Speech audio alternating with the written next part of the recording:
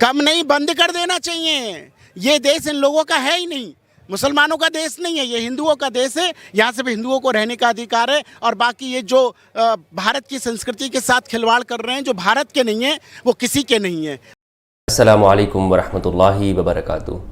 आजकल social media पर इस तरह की वीडियोज़ हमारे सामने बहुत ज़्यादा आ रही हैं जिसमें मुसलमानों को टारगेट किया जा रहा है और नफ़रत आमीज़ चीज़ें वो नज़र आ रही हैं, यानी जिनमें नफ़रत भरी हुई है दूसरी कौम के लिए। मुसलमानों से ये कहा जा रहा है कि आप या तो हिंदुस्तान के अंदर यहाँ की आप जय श्री राम बोलें या हिंदुओं के नारे या हिंदुओं की तरह रहें, वरना तो आप यहाँ से चले जाएं। एक इसके अंदर बहुत ज़्यादा जो तेज़ी आई है वो पिछले 2 सालों के अंदर है, जिसमें हमें बहुत सारी चीज़ें ऐसे दिखने में आ रही हैं कि कभी मस्जिदों के ऊपर अटैक हो रहा है, कभी मज़ारों के ऊपर, कभी कब्रें मस्मार की जा रही हैं वगैरह वगैरह। इसके क्या वजूहात और क्या असबाब है, इस पे मैं गाहे बगाहे और मुख्तलिफ़ वीडियोज़ के अंदर बात करता हूँ। और मैंने हमेशा यही बात की है कि इंसान जहाँ भी जिस सोसाइटी में रहे और चाहे कोई भी मज़हब के लोग हों, आपस में हमें चाहिए कि हम इत्तेहाद और प्यार मोहब्बत के साथ रहें। देखें, आपका जो भी मज़हब है वो आप तक है, आपने अपने ईश्वर और खुदा को जवाब देना है। मैंने आपकी जगह पर जवाब नहीं देना। आपके कर्म अगर अच्छे होंगे तो आपको उसका फल मिलेगा, मुझे नहीं मिलेगा। मेरे कर्म अच्छे होंगे तो मुझे फल मिलेगा। तो अगर हम इस बात को समझ लेते हैं तो हम बहुत अच्छी तरह से अपनी सोसाइटी के अंदर रह सकते हैं।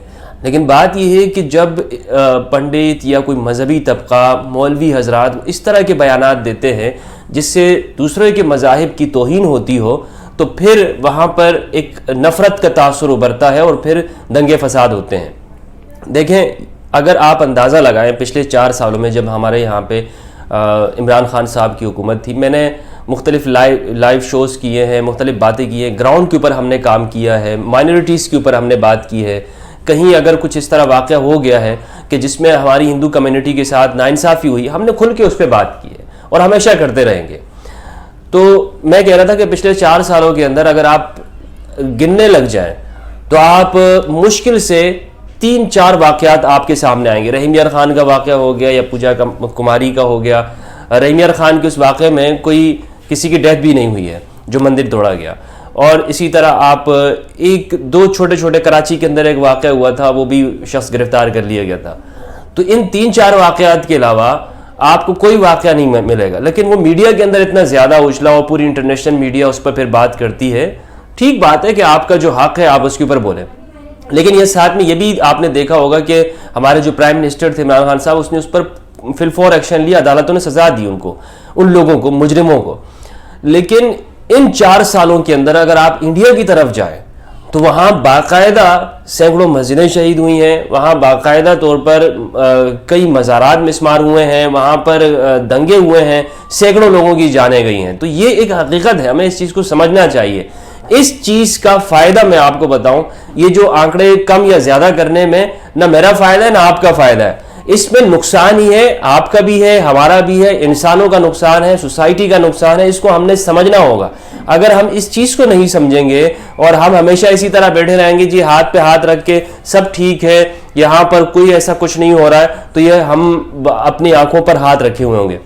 अब मैं आपको बताता चलूं कि ये पंडित जी कह रहे हैं कि यहाँ पर तो ये सिर्फ हिंदुओं का देश है, मुसलमानों का तो इसमें कोई कंट्रीब्यूशन नहीं है। मैं आपको बताऊं कि यहाँ पर मुसलमानों का कितना बड़ा इस सोसाइटी के अंदर, इस खित्ते में, इस जिसे आप बरसगीर कह लें, इसमें कितना बड़ा हिस्सा है मुसलमानों का। मुसलमानों की जद्दोजहद आज़ादी के अंदर कितना किरदार है मुसलमानों का यहाँ पर इस खित्ते को तरक्की देने में।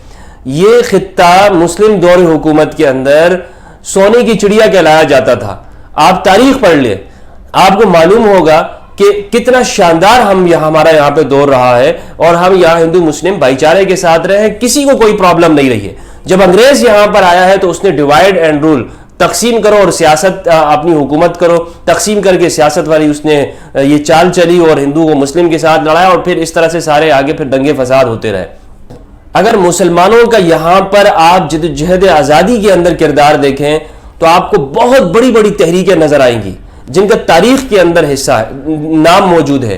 तहरीक रश्मी उमाल है यहाँ पर, تحریک خلافت ہے، تحریک ترک موالات مولانا ابوالکلام آزاد کی، جو کانگریس نے پھر ان کے ساتھ لے کے چلی، مولانا محمد علی جوہر کا کردار یہاں پہ نظر آئے گا۔ سب سے پہلا مسلمان شخص جس نے یہاں پر انگریزوں سے آزادی کی بات کی وہ ایک مسلمان تھا، مولانا حسرت موہانی، جو بڑے شاعر تھے۔ انہوں نے کہا، یہ ریزولوشن پاس کی کہ آزادی ہونی چاہیے، انگریزوں سے بالکل آزادی ہونی چاہیے۔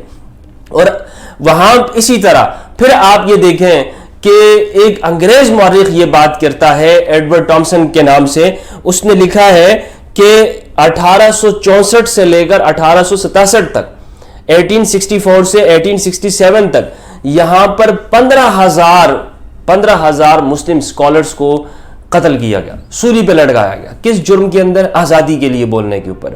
اور وہ یہ بھی لکھتا ہے کہ دلی کے چاندنی چوک سے لے کر خیبر تک ایسا کوئی درخت نہیں تھا کہ جس پہ اوپر آپ کو مسلمان اسکالر کی، عالم کی، آپ کو اس پہ لاش نہ نظر آتی ہو۔ یہ کردار ہے ہمارے، ہم نے یہاں اس خطے کی بہتری کے لیے کردار ادا کیا ہے۔ یہ ساری تقریریں ہیں۔ ہمارا بھلا اسی میں ہوگا کہ اگر ایک پنڈت جی کہتے ہیں کہ مسلمان یہاں پہ رہے تو اس نے ہمارے مذہب کو اپنانا ہوگا، تو یہ آپ اس دنیا کے اندر یہ نہیں چلے گی۔ اس دنیا کے اندر یہ فریڈم آف ریلیجن کا زمانہ ہے، فریڈم آف سپیچ کا ہے، کہ جب کسی کے نہ زبان پہ آپ تالا لگا سکتے ہیں اور نہ ہی آپ کسی کے مذہب کے اوپر اس کو یہ کہیں زبردستی وہ آپ کے مذہب میں آئے۔ اس زمانے کے اندر ہم نے کیسے رہنا ہے؟ ہم نے جمہوریت کے ساتھ اور باہم ایک دوسرے کے ساتھ پیسفل انداز میں ہم رہے۔ آپ کا جو مذہب ہے آپ اسی کے اوپر رہیں۔ میرا کوئی حق نہیں بنتا کہ میں زبردستی آپ کو اپنے مذہب پر لے کر آؤں، زبردستی، اور آپ کا کوئی حق نہیں بنتا کہ آپ کسی مسلمان سے یہ مطالبہ کریں۔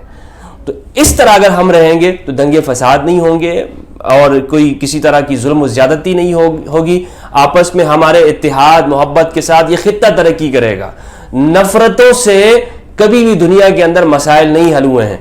پھر آپ یہ کہتے ہیں کہ ہندو راشٹر بنانا ہے، بڑے جی آپ بنائیے ہندو راشٹر، آپ بڑے شوق سے بنائیے ہندو راشٹر، لیکن آپ یہ سوچئے کہ آپ کا جو پلان ہے کہ اس پورے ریجن کو آپ نے ہندو راشٹر بنانا ہے، آپ کس طرح سے ہندو راشٹر بنائیں گے؟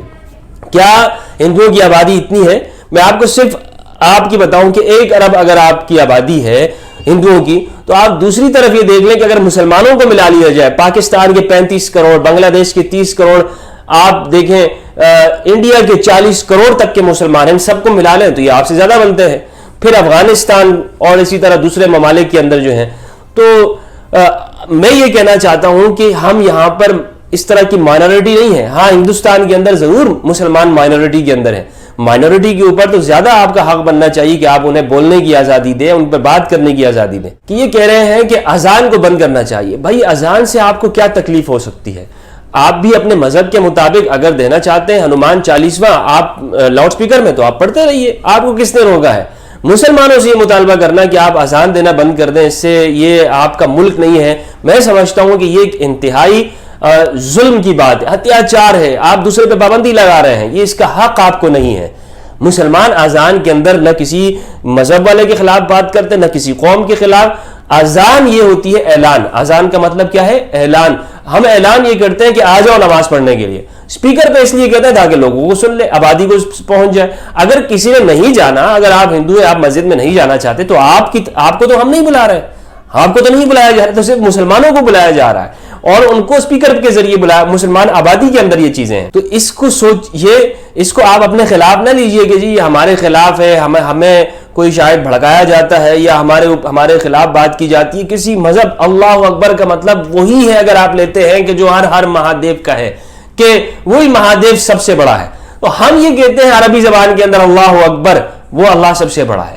اس کا قطعاً مطلب یہ نہیں کہ ہم کسی کے مذہب کی توہین کر رہے ہوں یا کسی کو گالی دے رہے ہیں یا کسی کی برائی بیان کر رہے ہیں، لہٰذا اس سے خوف کرنے کی آپ کو ضرورت نہیں ہے میرے بھائیو، آپ کو اس سے خوف کرنے کی ضرورت نہیں ہے۔ یہ امن کا، محبت کا، بھائی چارے کا پیغام ہے۔ اس خطے کے اندر، اس دیش کے اندر، اس ملک کے اندر مسلمانوں نے اور ہندوؤں نے مل کر جدوجہد آزادی کی لڑی ہے اور ایک ساتھ رہ کر ایک پورا عظیم ہندوستان بنایا ہے، اور ہماری ایک شاندار تاریخ ہے کہ جسے دنیا کی کوئی طاقت اس کو چھٹلا نہیں سکتی ہے۔